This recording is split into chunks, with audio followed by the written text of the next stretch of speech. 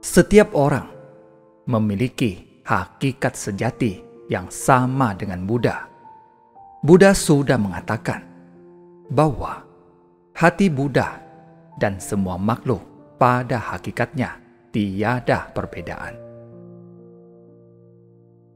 Sejak masa tanpa awal, semua makhluk memiliki hakikat sejati ini. Hakikat sejati yang murni dan jernih ini ada di dalam batin setiap orang. Namun, sebagai makhluk awam, begitu sebersit niat menyimpang timbul, hakikat sejati kita pun seakan hilang dan tertutupi. Sesungguhnya, hakikat ini tidak hilang, hanya saja seakan tertutupi kegelapan batin. Jadi, kini kita mempelajari ajaran Buddha untuk kembali pada hakikat sejati ini. Dengan Dharma, kita membimbing diri kita ke jalan pulang menuju hakikat sejati ini.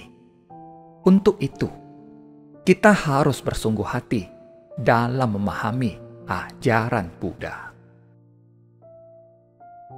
Sejak masa tanpa awal, kita semua memiliki hakikat yang sama.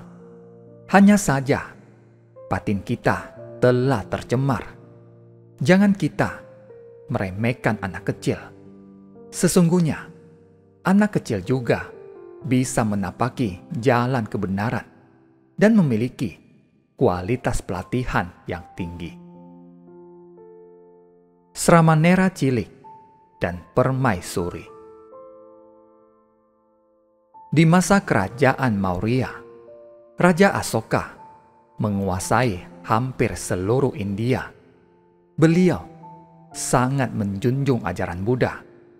Beliau juga sangat menghormati anggota Sangha. Suatu ketika, suatu wabah penyakit merebak di India. Raja Asoka sangat khawatir jika wabah itu menyebar masuk ke ibu kota. Jadi, beliau meminta akses ke ibu kota ditutup. Beliau bahkan meminta Sangha di vihara untuk mengutus biksu ke istana guna menenangkan hati semua orang. Seorang samanera cilik diutus untuk tujuan tersebut.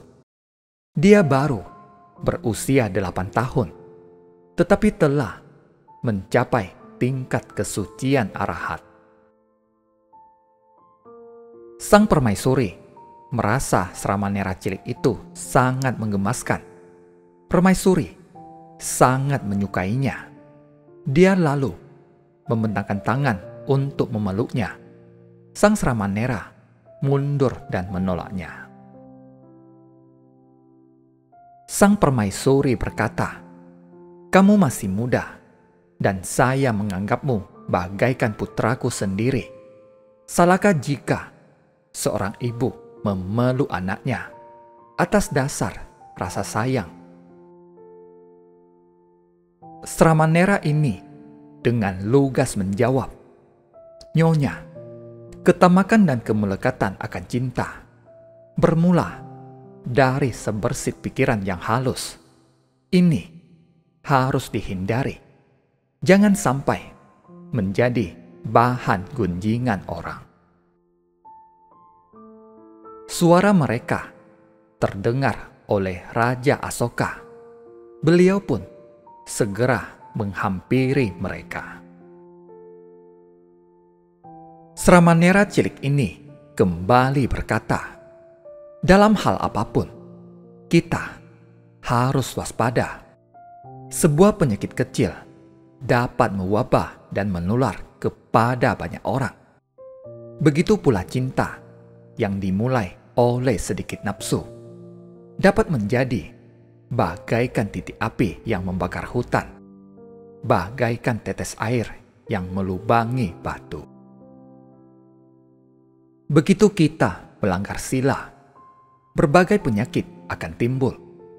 Saya telah terbebas dari noda batin.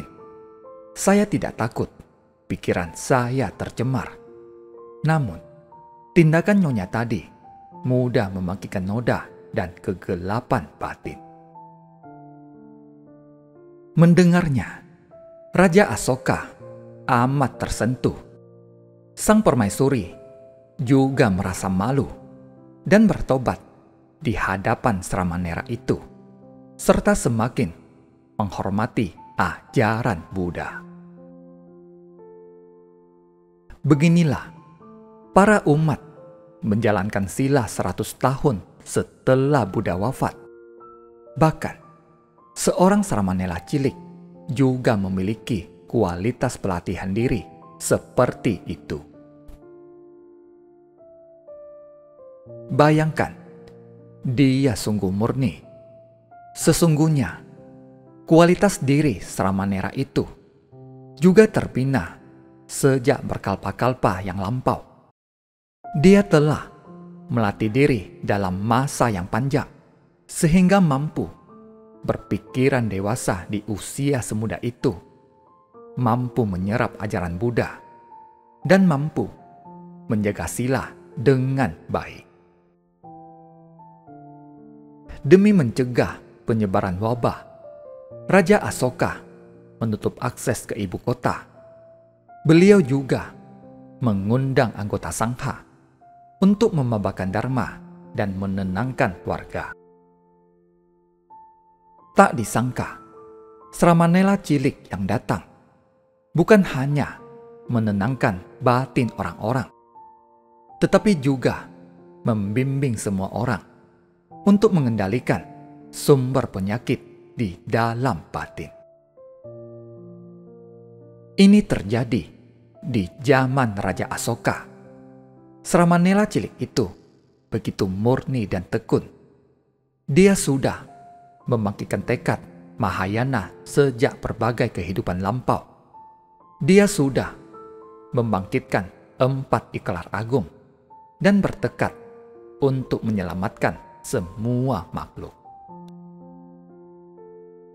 Anak semuda itu mampu melakukannya, maka kita pun harus bersungguh hati menyelami ajaran Buddha. Kita semua memiliki hakikat kebudaan yang sama. Semua orang memiliki hati yang murni bagaikan anak kecil. Kini kita harus kembali kepada kemurnian itu. Kita harus membangkitkan tekad Mahayana dan mengembangkan 4 ikrar agung untuk menyelamatkan semua makhluk. Ini bukan tidak mungkin. Tetesan air dapat melubangi batu. Setitik api dapat membakar seluruh hutan. Demikian pula, saat api kegelapan batin timbul, ia dapat membakar keseluruhan hutan. Karena itu, dibutuhkan pikiran yang teguh bagaikan tetesan air yang melubangi batu. Jadi, ini bukan tidak mungkin selama kita dapat selalu bersungguh hati. Terima kasih, semoga bermanfaat.